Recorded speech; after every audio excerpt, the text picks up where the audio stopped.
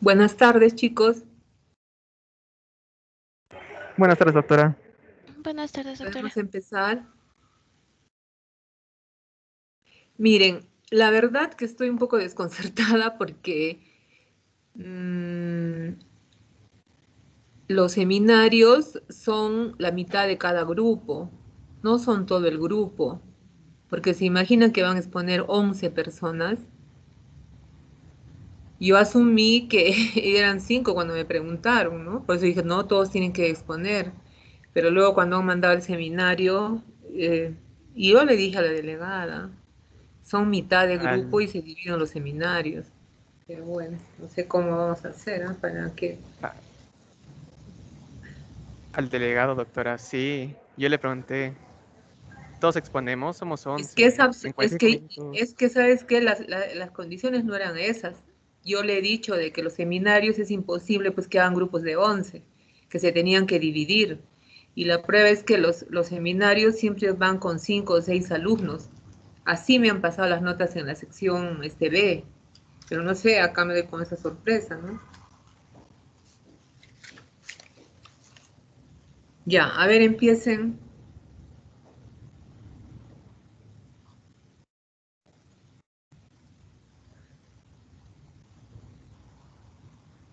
Bueno, doctora. Buenas tardes, doctora y compañeros. Nosotros somos el grupo 5A y vamos a exponer el tema de enfermedades endocrinas.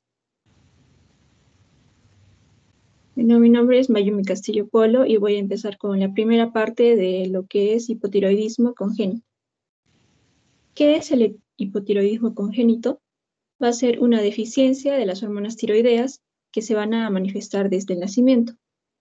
En la mayoría de estos casos, estos niños van a ser detectados mediante los programas de tamizaje neonatal que se realizan durante las primeras semanas de vida.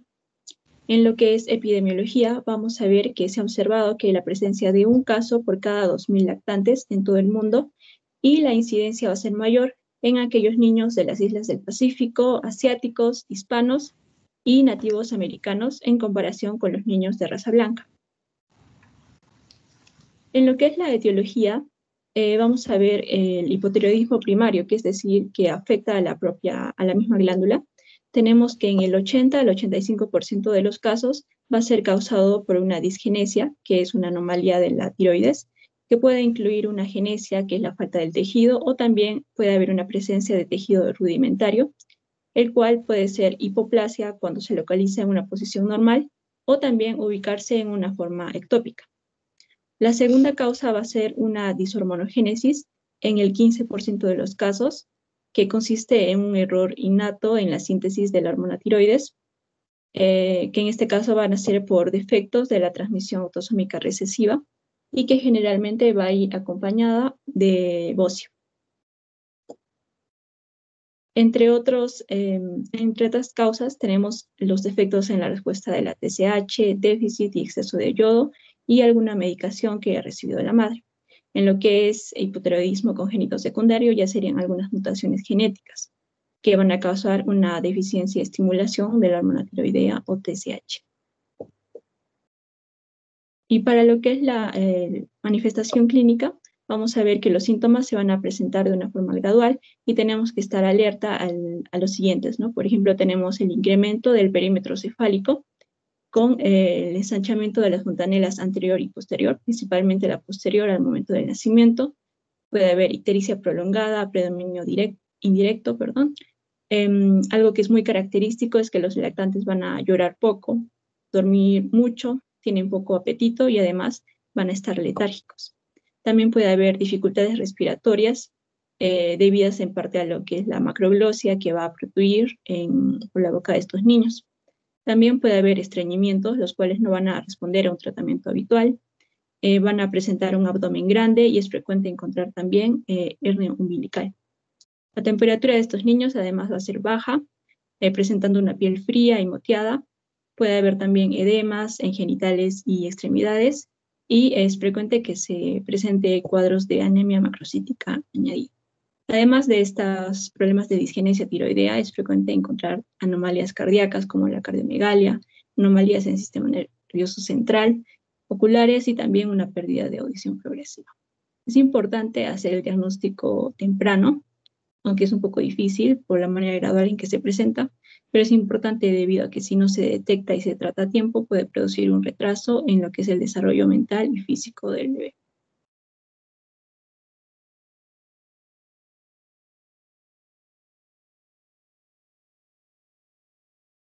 Pasamos al diagnóstico de hipotiroidismo congénito. Soy Alejandro Cabrera, en el cual vamos a tener para el diagnóstico principalmente que se va a dar en el tamizaje neonatal, para lo cual se estima que el mejor método es la medición primaria de TSH debido a su costo-efectividad y que es muy sensible para detectar un hipotiroidismo subclínico. Sin embargo, tiene la desventaja que puede que no detecte el hipotiroidismo de origen central, ni en casos de una elevación tardía de la TSH.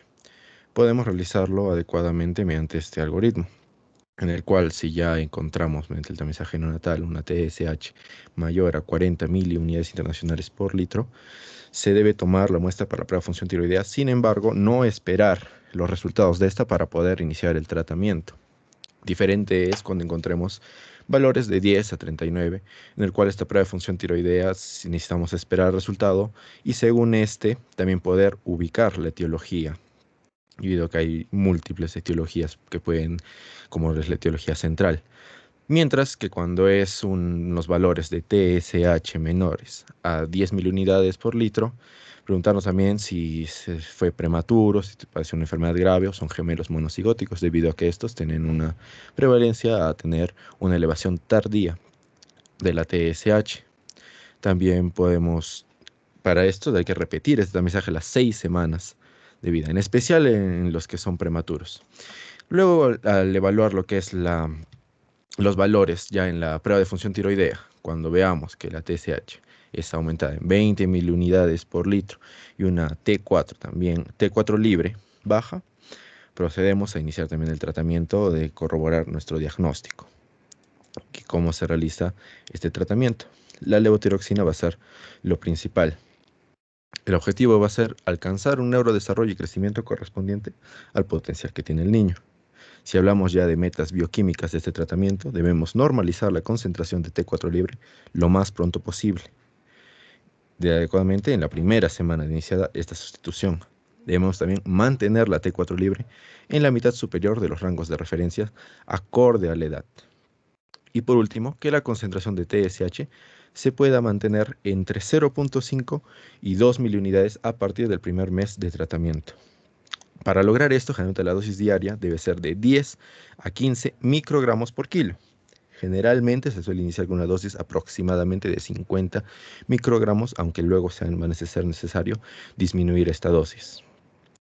Para administrar esta se tiene que dar en forma de tabletas molidas y suspendidas en algunos mililitros de agua mediante una cuchara pequeña de metal.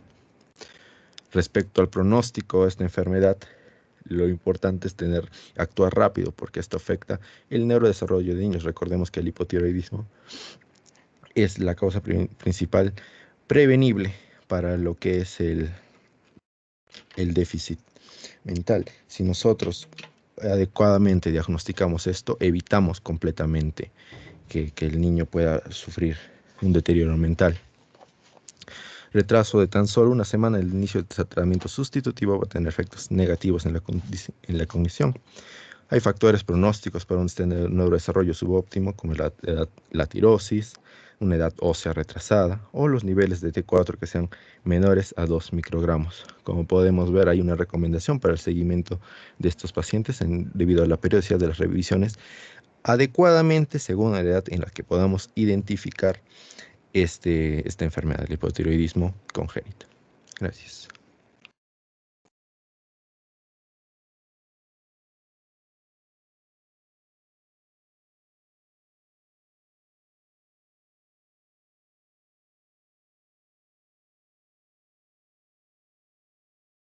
Ok, bueno, ahora vamos a ver qué es el hipotiroidismo adquirido.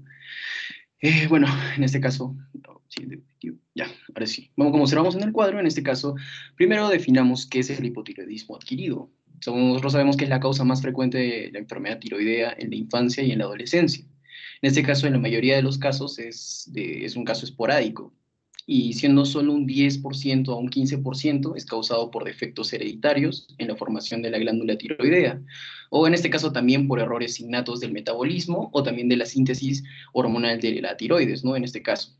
Bueno, la etiología de este hipotiroidismo, y siendo bien breve, en este caso el hipotiroidismo adquirido en niños, bueno, se puede originar de múltiples causas, entre ellas, bueno, de las cuales se destacan los procesos autoinmunes, la ablación, la irradiación, el déficit de yodo, que también es muy visto en nuestro medio, el consumo de ciertos medicamentos, ¿no? Ahora, hablemos del primer caso, ¿no? Observamos el cuadro de la izquierda y ¿qué es? La tiroiditis de Hashimoto. Como habíamos hablado, hay que definirla, ¿no? La tiroiditis de Hashimoto, más llamada también la tiroiditis autoinmune o la tiroiditis linfocítica crónica, es una de las causas más comunes del hipotiroidismo adquirido en niños. Y bueno, ¿cómo va a ser su hallazgo?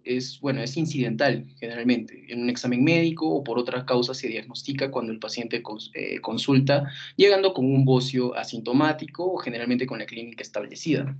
Ahora, el bocio es típicamente difuso y bueno, tiene una consistencia mayor, en este caso al de la glándula tiroidea normal, y la superficie puede ser irregular. En este caso, en la mayoría de los casos, no es doloroso, aunque puede presentar sensibilidad a la palpación cuando lo haga el médico. Ahora, tenemos que saber también que esta tiroiditis autoinmune, que es una de las más frecuentes, dado en el sexo femenino, ahora con una relación mujer-hombre de 2 a 1. Usualmente aparece en la edad peripuberal y tiene una incidencia sobre la adolescencia en un 1 a 2%. Esta se puede presentar de forma aislada o se puede asociar también a enfermedades autoinmunes, tales como la diabetes mellitus tipo 1, la enfermedad de Addison, la artritis idiopática juvenil y también el lupus eritematoso sistémico. Ahora, se observa que en un 70% de los pacientes con este síndrome poliglandular, hay un aumento en este caso, el autoinmune tipo 2, en un 10% de pacientes también con síndrome poliglandular autoinmune tipo 1. Entonces, muy frecuente en individuos con anormalidades cromosómicas. En este caso, también ahondado en el cuadro, como el síndrome de Down, o en este caso, el síndrome de Turner. Ahora, otro punto importante que debemos saber es el hipotiroidismo adquirido debido por los fármacos. Nosotros sabemos que el medicamento, las tiomidas, ¿no? Tioamidas que se dan, en este caso el prilotilturacilo, el metimazol, el carbamazol, que ya sabemos que utilizadas en el tratamiento de hipertiroidismo. Estas van a suprimir la función tiroidea y van a producir, en este caso producen el hipotiroidismo cuando se emplean a dosis altas o cuando se continúa su administración en pacientes con hipertiroidismo en remisión, ¿no? En este caso el litio también es muy empleado en psiquiatría y tenemos que saber que los trastornos afectivos bipolares interfieren con esta síntesis y también en la secreción de las hormonas tiroideas. Ahora, vamos a pasar a uno de los más importantes también, que es el hipotiroidismo por déficit de yodo, como ya lo observamos en el cuadro también de la izquierda. En este caso es una deficiencia de yodo que está asociada con un bocio, que es la causa más común de hipotiroidismo, en este caso en el contexto, hablando internacionalmente. Ahora, se tiene que saber que no obstante el programa de iodización universal de la sal, en este caso de cocina, ha iniciado desde la década de los 80, ya se ha mencionado, y se ha disminuido considerablemente esta deficiencia de yodo. Ahora, vamos a ver cómo se hace el diagnóstico, como observamos en el cuadro de la derecha, ¿no? En este caso, el hipotiroidismo primario se caracteriza por un nivel bajo en este caso, la hormona T4 total, o en este caso la libre, en este caso también la T3 total, y por concentraciones elevadas del TSH en suero.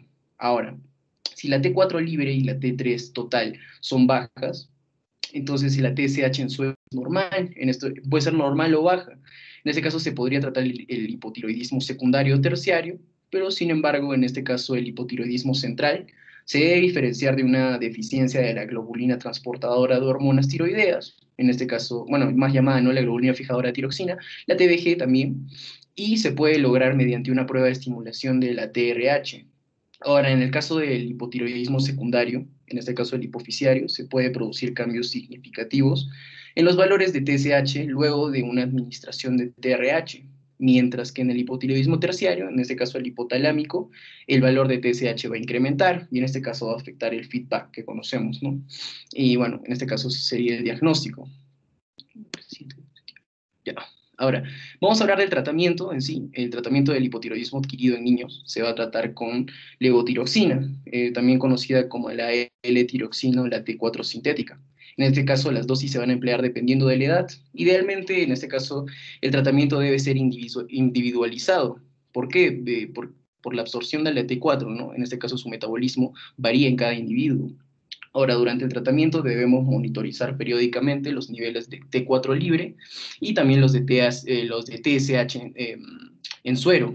Ahora, se prefiere, en este caso, que sean intervalos de 3 a 6 meses, así como 6, en este caso, a 8 semanas después de cada ajuste de la dosis.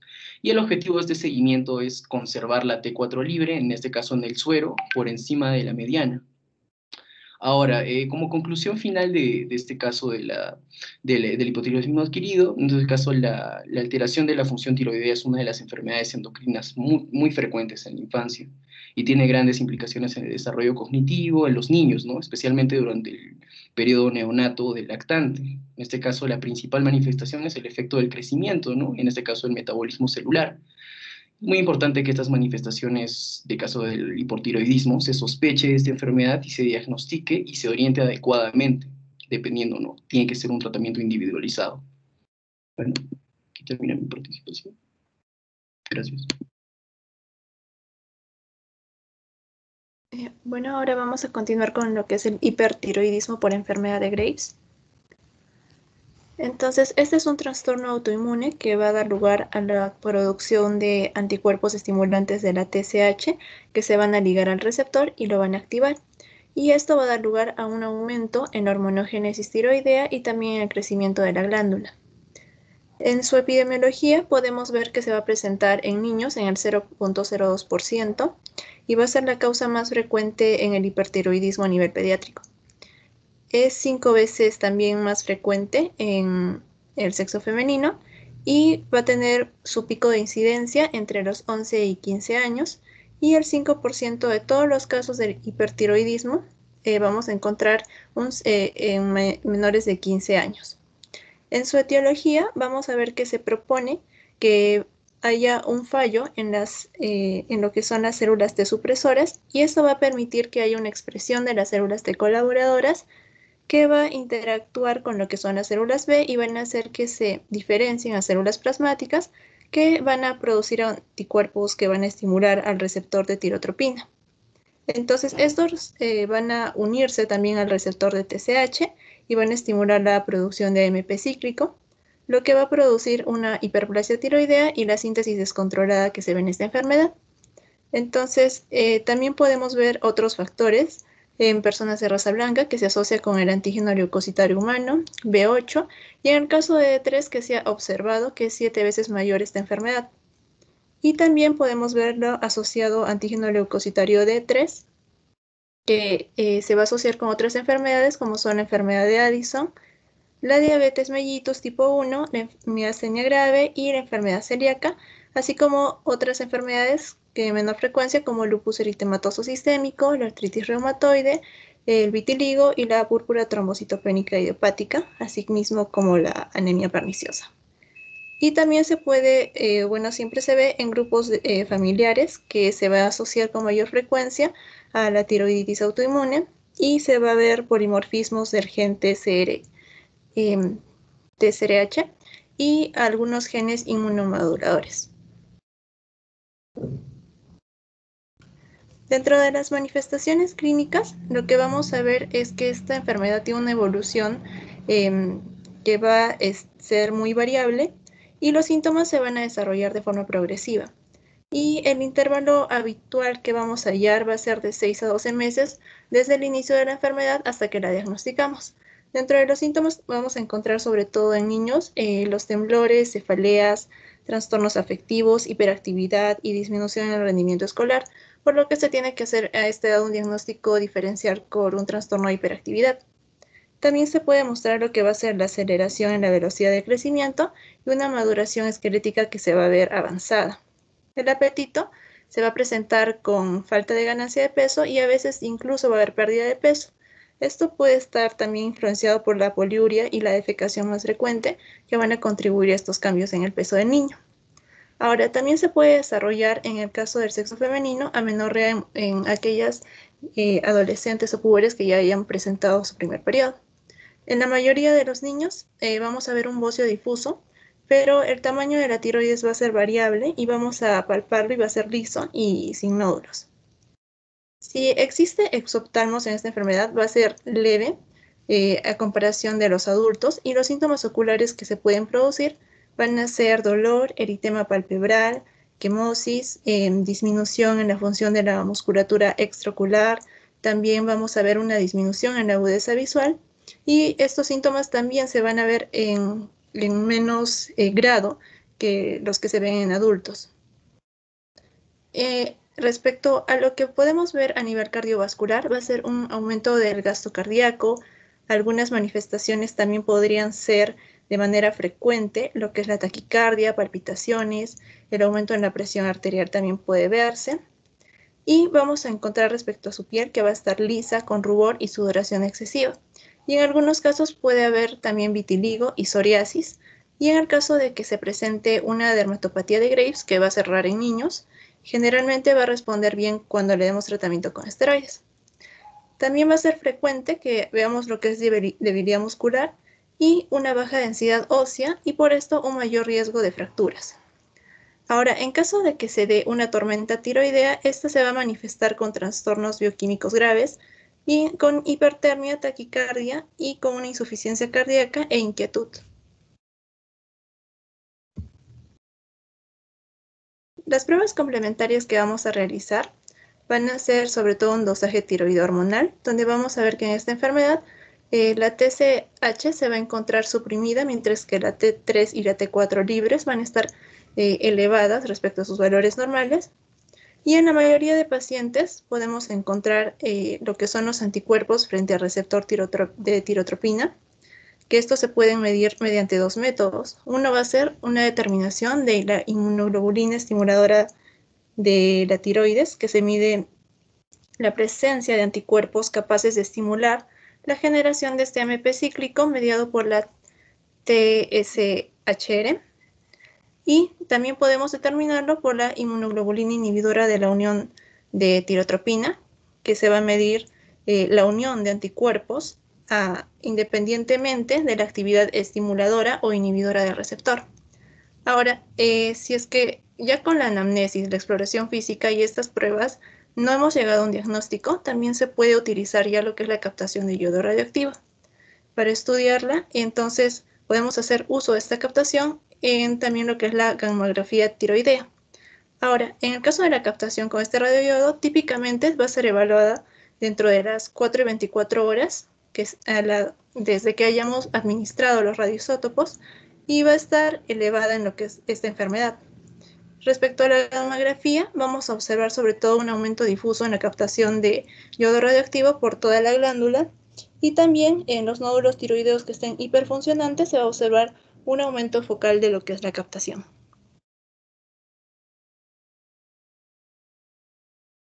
Ahora continuamos con el diagnóstico diferencial. Bueno, el primero sería tirotoxicosis, en el cual vamos a ver niveles elevados de T3, T4 y T4 libre, y también va a estar disminuida la TSH.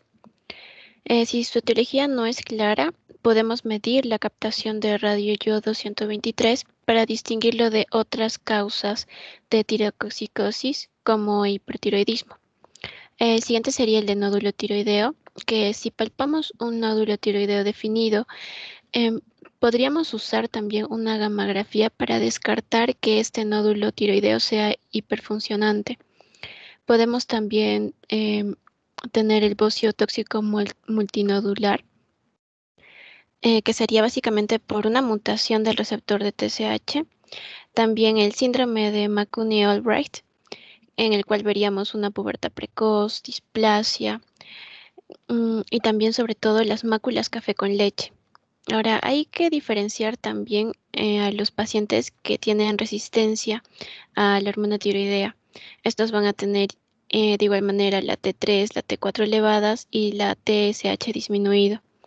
Y tenemos también los tumores hipofisiarios secretores de TSH, donde está aumentada tanto la TSH, LH, FSH y la HCG. Ahora, el resto de causas suelen ser infrecuentes, así como la hipertiroxinemia, disalbuminémica familiar. Es solo un ejemplo, pero son, como comenté, infrecuentes. Ahora, con respecto al tratamiento, el tratamiento médico inicial va a ser con fármacos antitiroideos, sobre todo el metamizol es de primera línea en los niños. Va a bloquear la organificación del yoduro necesario para sintetizar las hormonas tiroideas. La dosis es de 0,5 a 1 miligramo por kilogramo en 24 horas. Se puede usar 2 veces al día, máximo 40 miligramos diarios, aunque en la primera infancia debe usarse dosis iniciales más bajas. En Es efectos adversos, metimazol. Es metimazol, no es metamizol. sí, metimazol, lo siento. En los efectos adversos que tenemos, del 10 al 20% son leves en los pacientes. Bueno, se presentan del 10 al 20% en los pacientes de forma leve. Y vamos a ver básicamente un exantema urticarial. Y de forma grave se va a presentar de solo 2 al 5%, con agranulocitosis, hepatitis, un síndrome poliartrítico tipo lupus, glomerulonefritis y vasculitis también. Ahora, agregar que su exposición intrauterina va a causar malformaciones genéticas. Y bueno, la respuesta a la medicación se va a lograr entre la tercera y la cuarta semana, y luego se va a tratar de reducir la dosis hasta un nivel mínimo para mantener el estadio eutiroideo. Y el siguiente sería el propiltiouracilo, que en sí es similar al metimazol, pero se desaconseja el uso en niños, ya que va a causar insuficiencia hepática al punto de necesitar un trasplante. Ahora, en este fármaco su exposición intrauterina también se va a relacionar con malformaciones congénitas. Lo siguiente sería el tratamiento definitivo, que tenemos dos: la ablación con radioyodo 131, que es eficaz y segura en niños. Primero tenemos que hacer que el paciente recupere su estado eutiroideo con el metimazol, y luego vamos a aplicar el radioyodo para poder reducir el riesgo de tirotoxicosis. Por cierto, tenemos que suspender el metimazol 3 a 5 días antes de la ablación con radioyodo.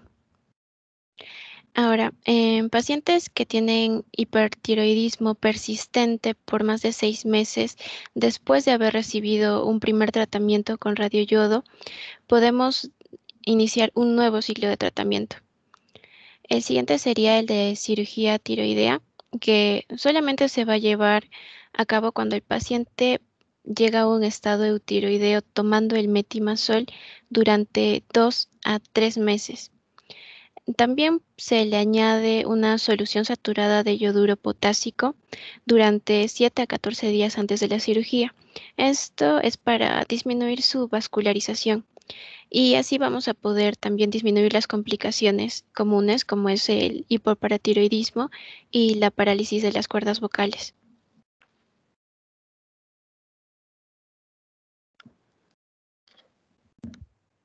Bien, entonces voy a continuar con lo que es hipertiroidismo congénito.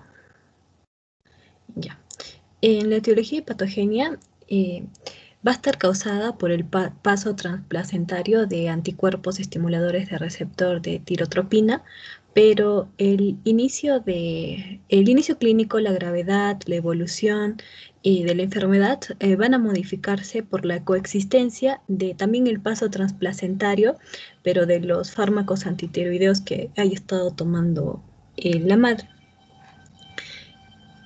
También las madres de estos lactantes tienen una enfermedad de Graves activa, una enfermedad en remisión, una historia de enfermedad de hipertiroidismo tratada, La taquicardia y el bocio fetales pueden permitir un diagnóstico prenatal y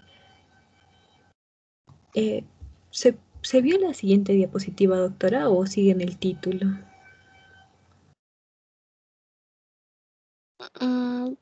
Yameli. Ya. Ya, entonces Recién continuando. pasó. Sí. Ya. Entonces, continuando, la taquicardia y el bocio fetales pueden permitir un diagnóstico prenatal y se recomienda un control ecográfico fetal de las madres con un hipertiroidismo no controlado, con una elevación de los títulos de lo que son los anticuerpos estimuladores de los receptores de tirotropina, séricos, o que haya tenido antecedentes de niños previos con una disfunción tiroidea neonatal. También el hipertiroidismo neonatal afecta con igual frecuencia a lo que son niñas y niños, y sería esperable que también los gemelos estuvieran afectados de igual manera, pero se ha descrito un caso de un gemelo hipertiroideo con un hermano gemelo hipotiroideo, que bueno, al final ambos fueron eutiroideos.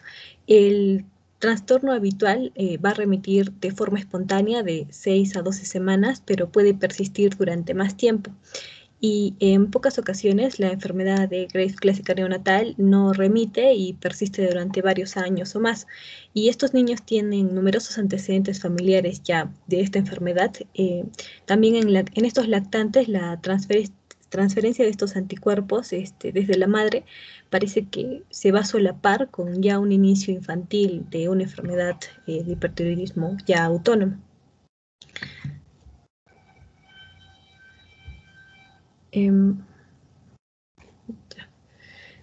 De ahí con lo que es manifestaciones clínicas, muchos de estos lactantes son prematuros y parecen tener una restricción del crecimiento intrauterino. La mayoría tiene bocio, son extremadamente inquietos, irritables e hiperactivos y parecen ansiosos e inusualmente alertas. Puede haber microcefalia y aumento del tamaño ventricular, los ojos se abren mucho y parecen exoftalmos. También puede haber taquicardia y una taquipnea extrema si la temperatura va a estar elevada. Se puede producir lo que es pérdida de peso a pesar de que tenga un apetito voraz. También hepatoesplenomegalia y puede producirse también ictericia. También puede haber hipertensión grave y descompensación cardíaca, y el nivel plasmático de T4, T4 libre y la T3 va a estar muy elevado y la TSH está suprimida. Y también es frecuente lo que es la edad ósea avanzada, la prominencia frontal con fascia triangular y la craneosinostosis, sobre todo en los lactantes que ya hayan tenido manifestaciones clínicas persistentes de hipertiroidismo. En la siguiente diapositiva, con respecto a lo que es el tratamiento, en el recién nacido, la administración va a ser oral de propanolol de 1 a 2 miligramos por kilo en 24 horas oral. Va a estar dividido en 3 dosis, y también en lo que es el metimazol a 0,25 a 1 miligramo por kilo en 24 horas, administrado cada 12 horas, y se puede añadir solución saturada de yoduro de potasio, una gota diaria. Y cuando se emplea este propanolol durante el embarazo, es para tratar la tirotoxicosis, va a atravesar la placenta y también puede causar depresión respiratoria en el recién nacido. Después de alcanzar ya un estado eutiroideo, la dosis debe reducirse de forma gradual para mantener ya el lactante eutiroideo. Y en el pronóstico, la maduración ósea avanzada, la microcefalia, el trastorno cognitivo se producen cuando el tratamiento se retrasa. El desarrollo intelectual va a ser normal en la mayoría de los lactantes que han sido tratados, aunque algunos pueden tener problemas neurocognitivos debido a este hipertiroidismo, pero que se haya dado intrauterino. Y en algunos lactantes el hipertiroidismo intrauterino parece suprimir el mecanismo de retroalimentación hipotalámico hipófiso tiroideo, entonces van a desarrollar un hipotiroidismo central permanente que ya va a requerir un tratamiento de por vida.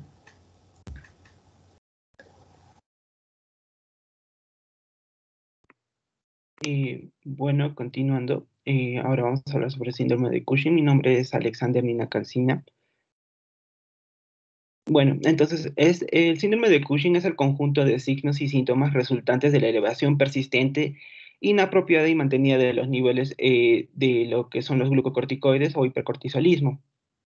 Lo vamos a dividir en dos en esta clasificación, en hipercortisolismo endógeno y en el exógeno, o también llamado iatrogénico. Entonces, en el endógeno lo vamos a subdividir en dos, que es el ACTH dependiente y el ACTH independiente.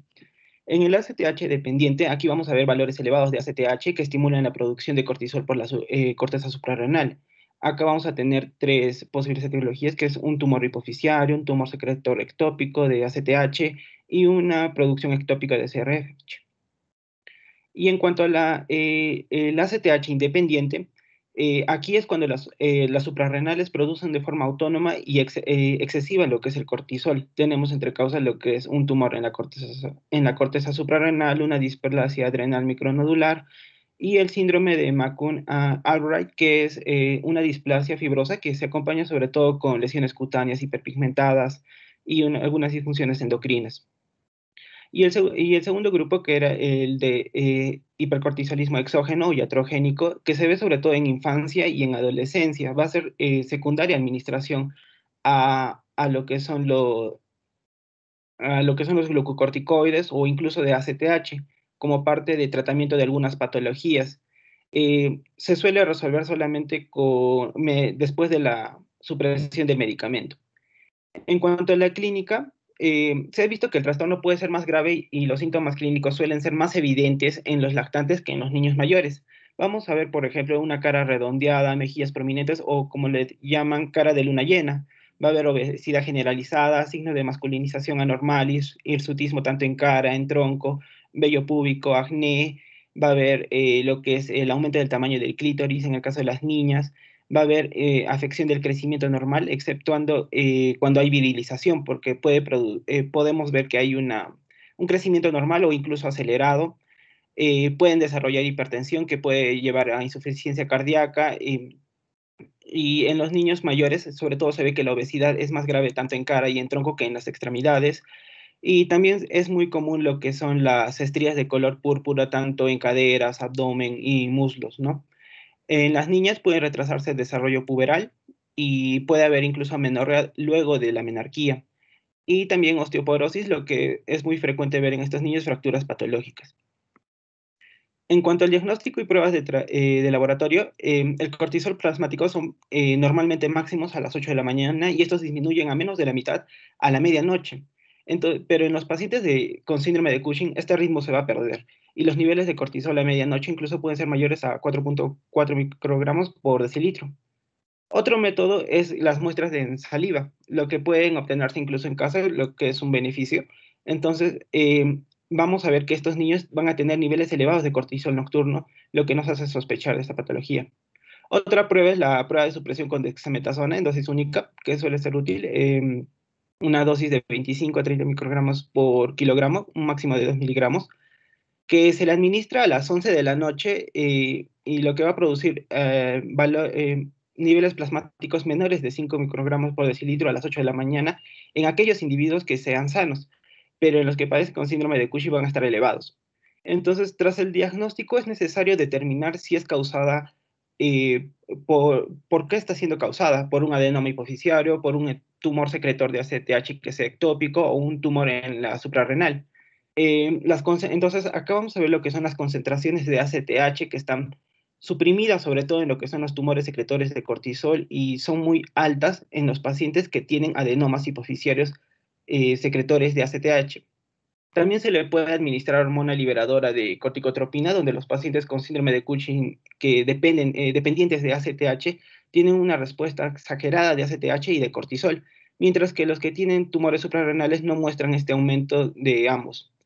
La tomografía va a detectar todos los tumores suprarrenales mayores a 1.5 centímetros y es el primer estudio que se hace luego de haber establecido el diagnóstico de síndrome de Cushing. La resonancia va a ser, puede detectar tumores hipoficiarios secretores de ACTH, pero suelen ser demasiado pequeños y a menudo es necesario usar contraste como gadolínio para aumentar la sensibilidad de la detección. Eso sería todo por mi parte. Va a continuar mi compañero con la parte de tratamiento.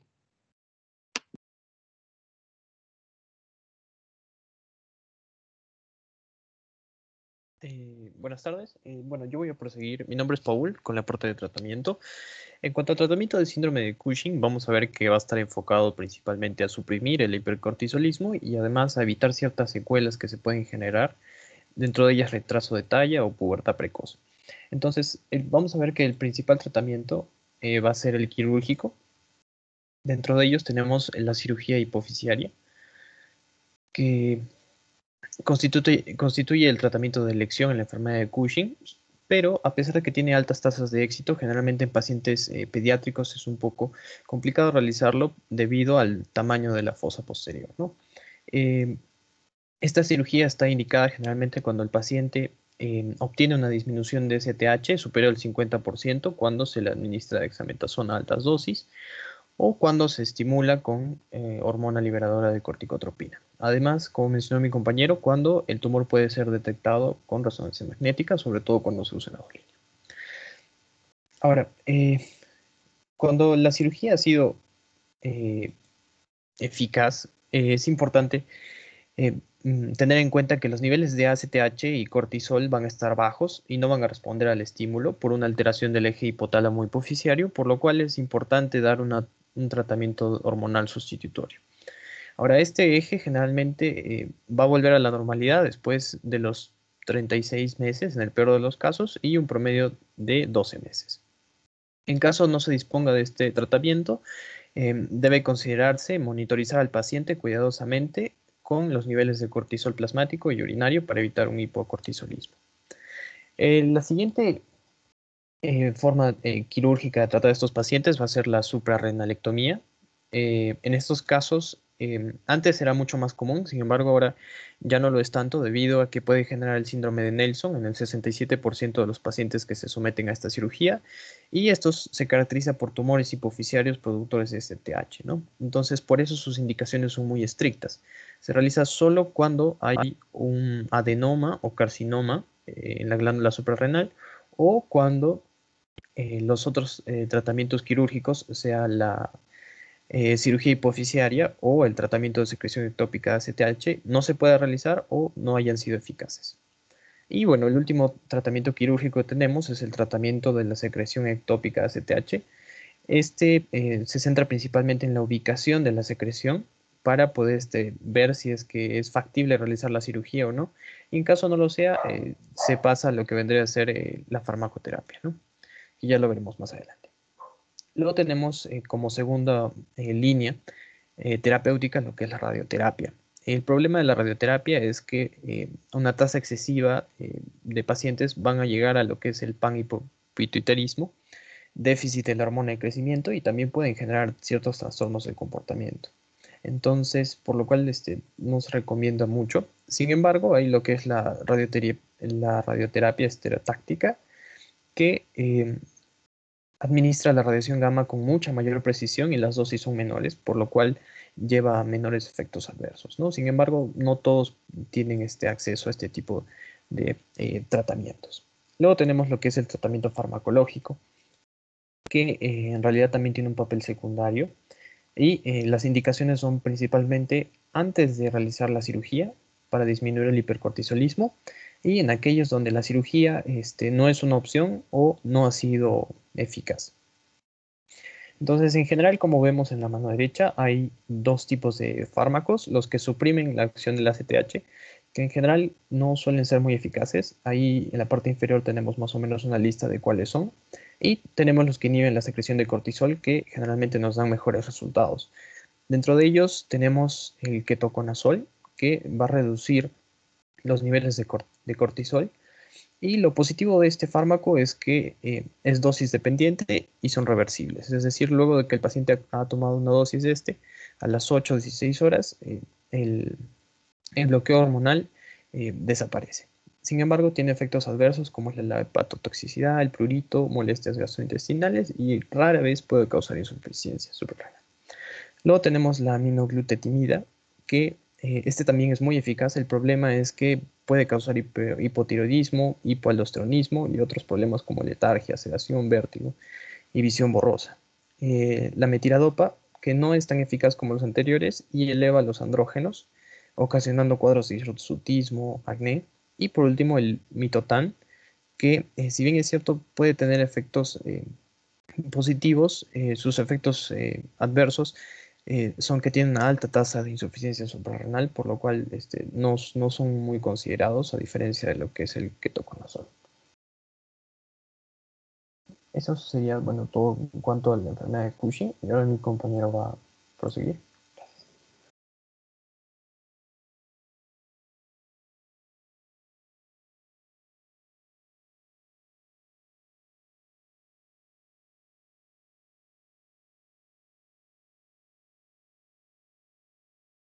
Bueno, vamos a ver ahora lo que es la hiperplasia suprarrenal congénita y vamos a ver principalmente lo que es la causada por el déficit de la enzima 21-hidroxilasa, que va a comprender al 90% de los casos.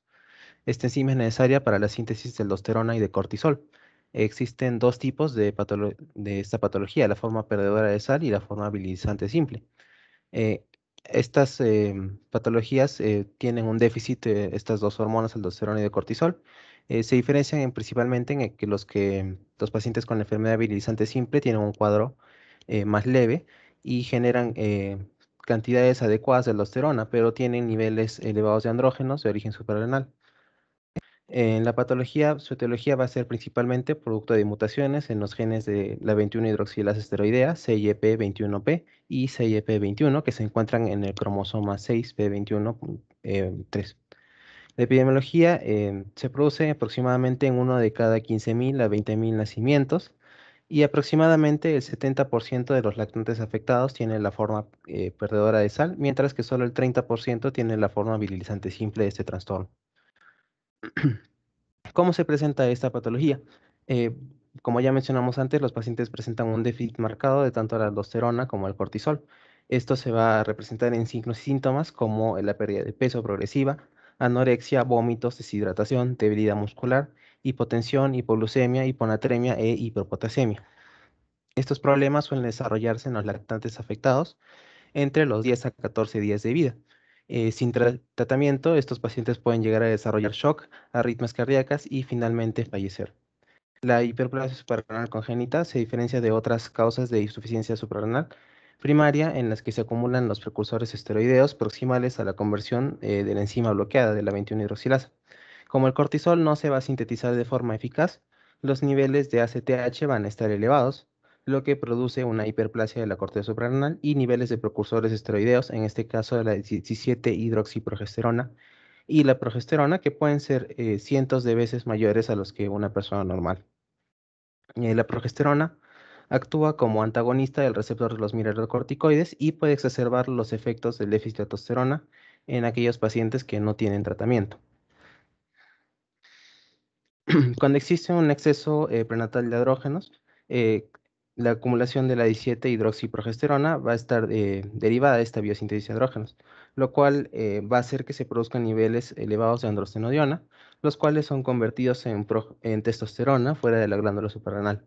Este problema va a afectar a los niños entre las 8 y 10 semanas de gestación y produce un desarrollo genital anómalo en las niñas, como vemos en la imagen. Los genitales externos de los niños y las niñas pues, suelen ser idénticos en la fase precoz de la gestación. Las niñas afectadas que estén expuestas intraútero a estos niveles elevados de andrógenos de origen suprarrenal tienen genitales externos masculinizados. Esto se va a manifestar por una hipertrofia del clítoris y una función parcial o completa de los labios. La vagina suele tener una apertura común con la uretra. El clítoris puede estar tan agrandado que puede similar a un pene.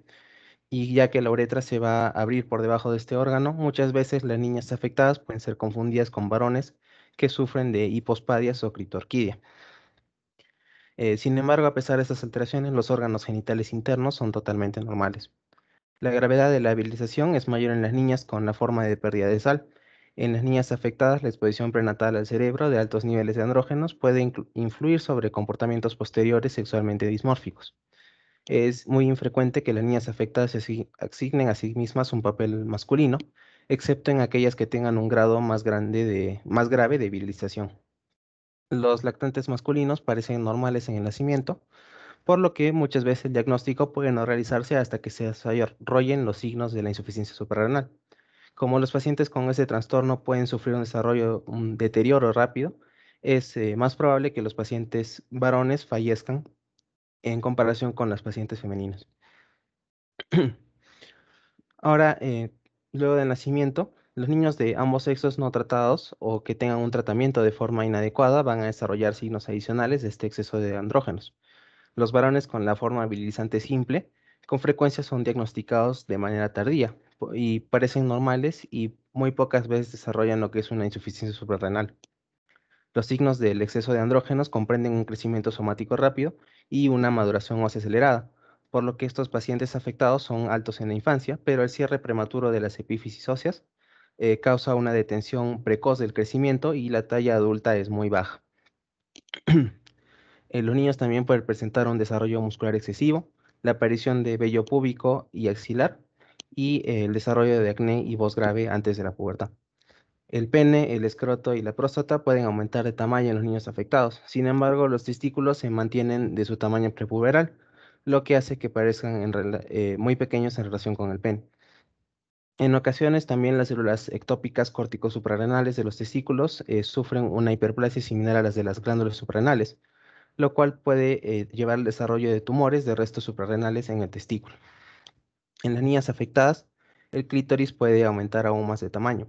El desarrollo mamario y la menstruación no se producen a menos que la producción excesiva de andrógenos sea suprimida mediante el tratamiento adecuado. En la forma virilizante simple, se pueden producir signos de exceso de andrógenos muy similares, pero mucho más leves. En esta forma atenuada, los niveles de cortisol y de aldosterona son normales y las niñas afectadas tienen genitales normales al nacer. Tanto los niños como las niñas pueden presentar pubarquia precoz y desarrollo temprano de vello púbico y axilar, y hirsutismo, acné y los trastornos menstruales y la infertilidad pueden desarrollarse más adelante, aunque muchos pacientes son totalmente asintomáticos. Y para finalizar, tenemos la disfunción de la médula suprarrenal. El desarrollo de la médula suprarrenal va a requerir una exposición a grandes concentraciones de cortisol que normalmente están presentes en esta glándula suprarrenal. Los pacientes con una hiperplasia suprarrenal congénita perdedora de sal tienen una función anormal de lo que es la médula suprarrenal, que se evidencia por una respuesta escasa a la adrenalina, una disminución de la glucemia y una menor frecuencia cardíaca en el ejercicio. La disfunción de la médula suprarrenal también puede exacerbar los efectos cardiovasculares del déficit de cortisol en los pacientes que no tienen tratamiento o que han sido tratados de manera deficiente. Ahora pasamos al diagnóstico. Justamente para las pruebas complementarias principalmente se usa lo que es plasmático, puesto que las muestras de orina son un poco complicadas de conseguir. Entonces, todo esto se basa en la 17-hidroxiprogesterona. Esta sustancia, si bien va a estar elevada en los primeros 2 o 3 días de recién nacido, después se tiene que normalizar. Entonces, su tamizaje es importante. Si se halla un valor mayor a 10 nanogramos por mililitro, confirme el diagnóstico de deficiencia de 21-hidroxilasa. Si está menor a 2, lo excluye completamente. Y si somos más específicos, en la forma clásica se encontrarán niveles aún más altos, mayor a 20 nanogramos por mililitro, y en la forma no clásica puede variar mucho. La forma más específica de diagnosticarlo es con la prueba de concitropina o 1,24-ACTH, la cual se da en bolos de 0.125 o 0.25 miligramos y se toma el 17-hidroxiprogesterona tanto antes como después de 30 o 60 minutos.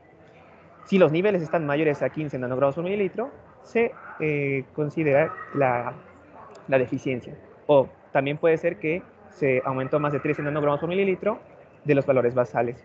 También existe la prueba del genotipo, pero estas pruebas toman mucho tiempo. Ahora, si somos específicos con las formas, tenemos en la forma virilizante, en la cual hay un aumento de androstendiona y aumento de testosterona. Esto, evidentemente, en las pacientitas. Y la forma perdedora de sal, en la cual hay un aumento de la renina plasmática y una disminución de la relación renina-aldosterona. Y todo lo que tiene que ver con la disminución del cortisol y la aldosterona, ¿no? Un aumento del potasio, hiponatremia, hipoglucemia y acidosis metabólica. diagnóstico diferencial tiene mucho que ver con los genitales ambiguos en las pacientes, para lo cual simplemente un examen físico y un cariotipo nos van a dar fácilmente su sexo genético. Y el cribado neonatal es posible. Al bebito, al recién nacido, se le hace una punción de talón y se determina la cantidad de 17 hidroxiprogesterona, y si sale alterado, a las 2 semanas se le vuelve a hacer la misma prueba y también de electrolitos. Si en ambas pruebas salió positivo, fácilmente ya con tiempo se le diagnostica la enfermedad, haga o no haga complicaciones. Y el tratamiento, obviamente si falta cortisol, se van a dar glucocorticoides, con lo cual también se va a controlar lo que es la virilización. Lo que se usa es la hidrocortisona de 15 a 20 miligramos por metro cuadrado al día en 3 dosis. Si se le va a estresar al paciente, como es el caso de una cirugía, se le aumenta el doble o el triple, y si todos los necesitan, no. Hay algunas variantes no clásicas en las que no se necesita este tratamiento. Y se controla la dosis en base a la 17 hidroxiprogesterona, que siempre tiene que estar en el límite superior. Los mineralocorticoides son para la forma perdedora de sal, en la cual se usa fludrocortisona. Ahí podemos ver la dosis de 0.1 a 0.3, y en algunos casos suplementos de sodio, como es el cloruro sódico de 8 milimoles por kilogramo. Y estas dosis van a disminuir conforme va creciendo. Si es niño, disminuye a 0.05 a 0.1. Y esto se controla en base a las funciones vitales, la frecuencia cardíaca y la presión arterial. No tienen que subir demasiado. La cirugía es para el caso de la virilización de las mujercitas, que se hace de los 2 a 6 meses, para tratar la clitoromegalia, y también se hace una vaginoplastía y corrección del seguro genital. Pero se dice que a mayor virilización presentan estas pequeñas, mayor será la disfunción sexual que tengan cuando sean adultas. Y con lo que responde a lo prenatal, si sospechamos de que el bebito que va a nacer puede padecer la enfermedad porque un hermano lo tiene, pues a la madre se le administra dexametasona, porque esta penetra la placenta, 20 picogramos por kilogramo por día en 2 o 3 dosis, preferiblemente que se empiece a la semana 6. Y para estar seguro se puede hacer una biopsia de las vellosidades coriónicas o una amniocentesis, y así determinamos el sexo y el genotipo del bebito por nacer.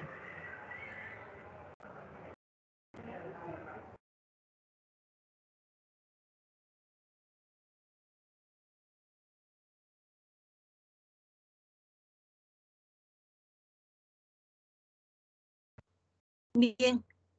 En función del déficit enzimático se van a conocer o se conocen 3 formas clínicas. La clásica, en el cual el déficit es completo e inician sus manifestaciones en la edad fetal. Y en las otras hay un déficit parcial. Pero vamos a ver rápidamente y vamos a enfocarnos en lo que son los signos y los síntomas. Entonces vamos a encontrar el déficit de la 21-hidroxilasa en su forma no clásica. Esta puede ser asintomática, pero también podemos encontrar adrenarquia precoz, hirsutismo, acné, la presencia de ovario poliquístico, irregularidades menstruales, infertilidad, y en el caso de los varones también puede haber acné, oligospermia e infertilidad. También tenemos lo que es el déficit de la 11-beta-hidroxilasa, que va a ser la segunda forma más frecuente. Entonces, ¿qué vamos a encontrar? Déficit de glucocorticoides, la presencia de genitales ambiguos en niñas, virilización postnatal en niños y niñas, hipertensión. El déficit de la 3-beta hidroxiesteroide deshidrogenasa en forma clásica. La forma clásica se va a presentar con insuficiencia suprarrenal y pérdida de salina, pero también podemos encontrar lo que son déficit de glucocorticoides, déficit de mineralocorticoides, lo que va a ocasionar una crisis de pérdida de sal, genitales ambiguos en niñas y niños, también la presencia de adrenarquia precoz y alteración de la pubertad.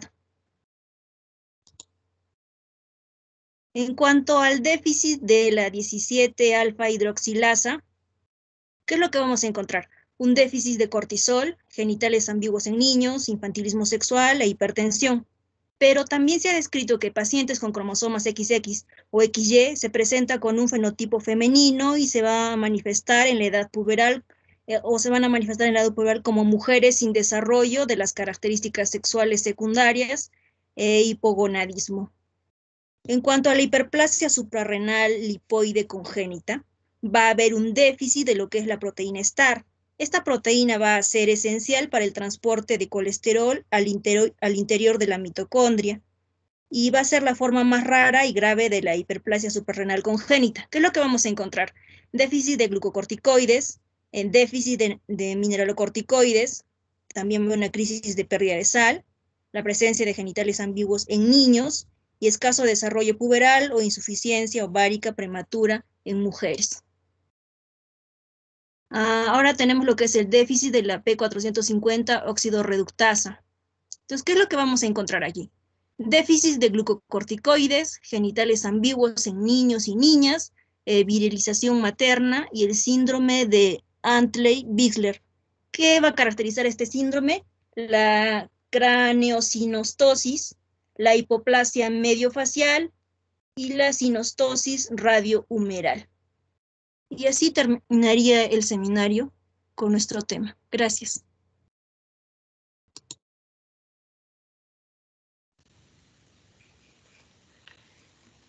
Bueno, a pesar que han sido tantos, lo han hecho fluido y rápido, ¿no? Pero, ¿alguna pregunta en cuanto al hipotiroidismo congénito? Es importante porque si uno se atrasa en el tratamiento, lo peor que puede pasar es el retardo mental, y el retardo mental es irreversible. De nada vale ya hacer el diagnóstico a posteriori.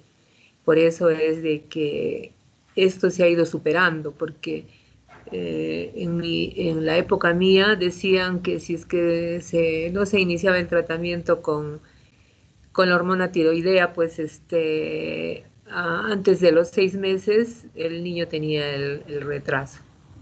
Pero ahora no, apenas nace, la idea es de que se le haga el diagnóstico lo más precoz que se pueda y iniciar el tratamiento. Entonces, por ejemplo, en el servicio de neonatología del hospital, ha habido varios casos de recién nacidos que les han hecho, apenas han nacido, el diagnóstico, guiados por algunos signos que han encontrado, ¿no? Por ejemplo, el que ha mencionado sus compañeros, de la fontanela, ¿no? La presencia de una fontanela amplia, sobre todo en la posterior, porque si revisan, generalmente los recién nacidos ya nacen con la posterior cerrada, o en todo caso es pequeñísima.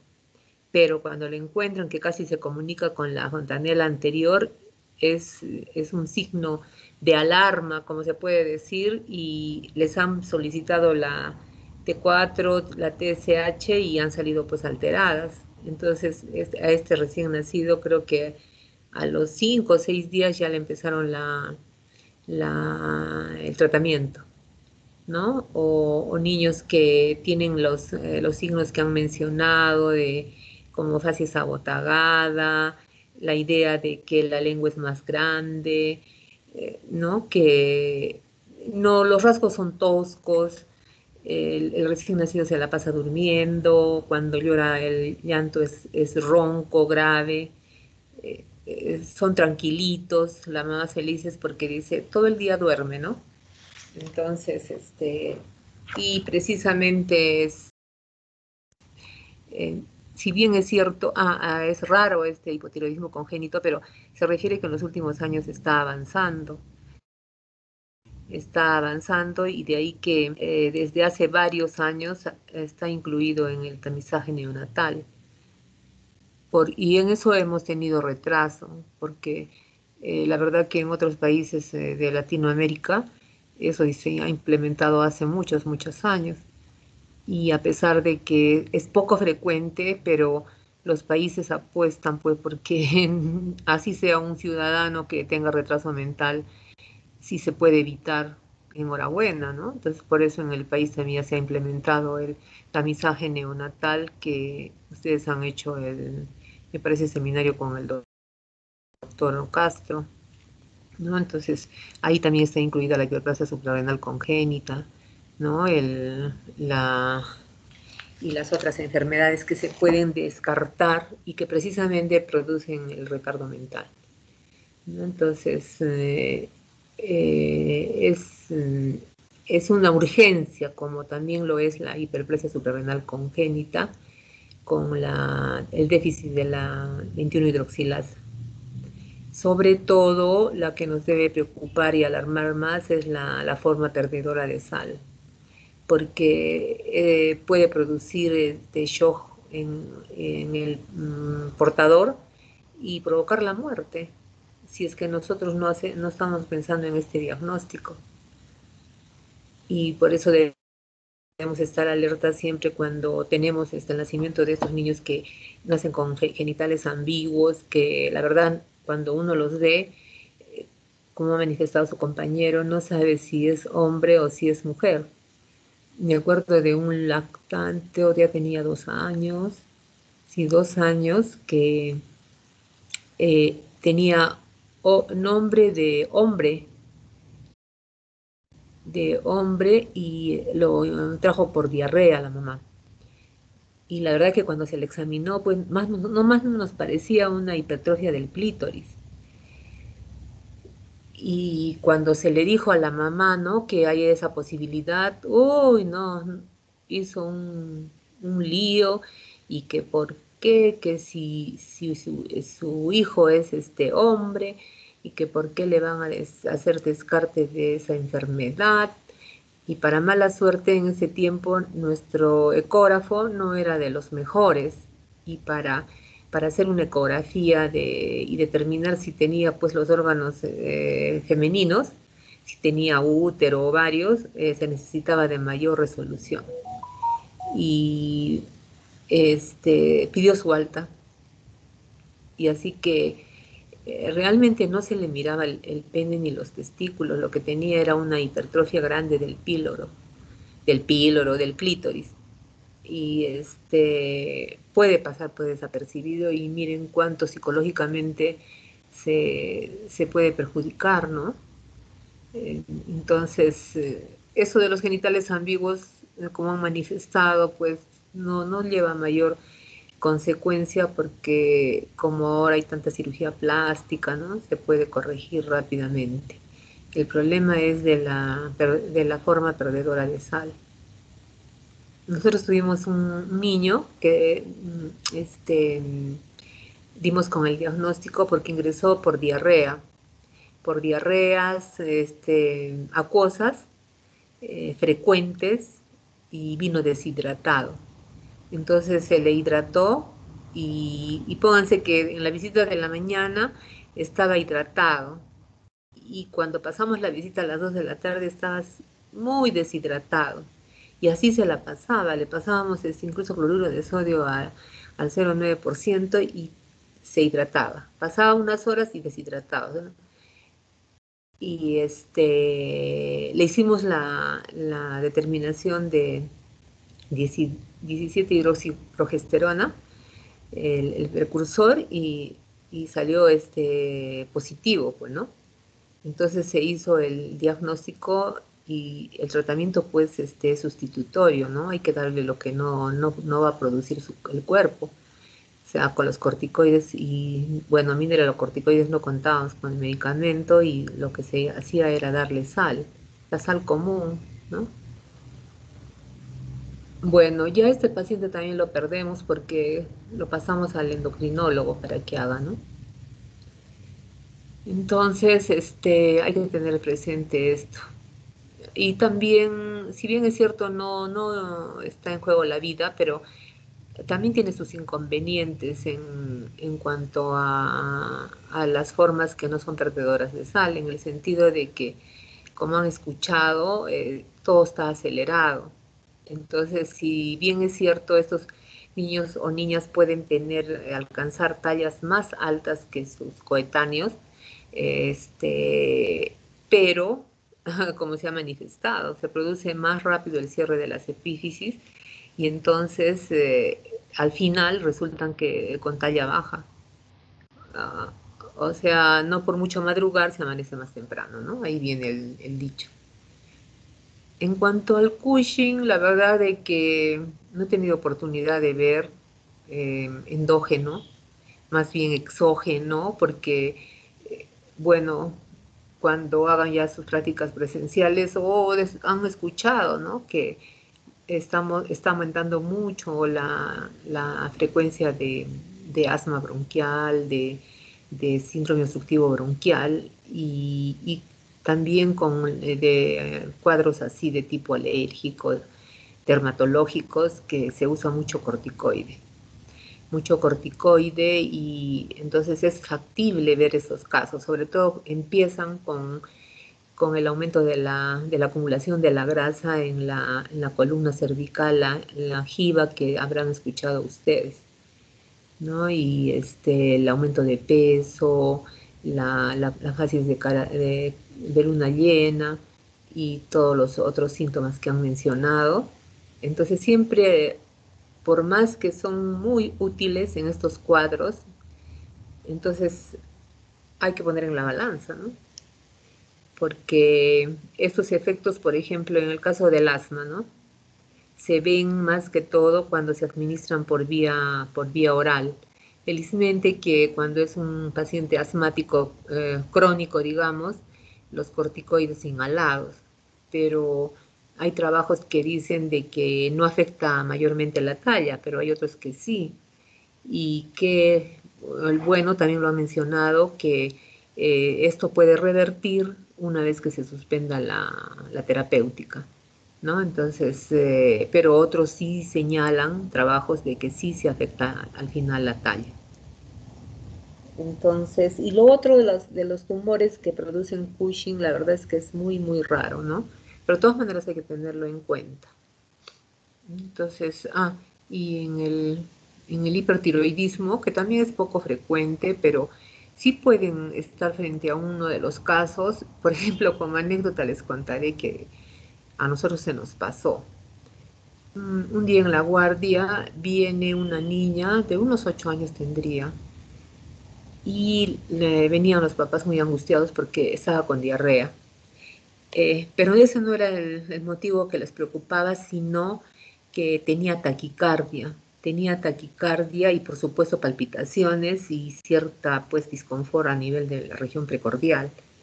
Y efectivamente marcaba 140, 150, pero hoy decían de que había llegado hasta 180.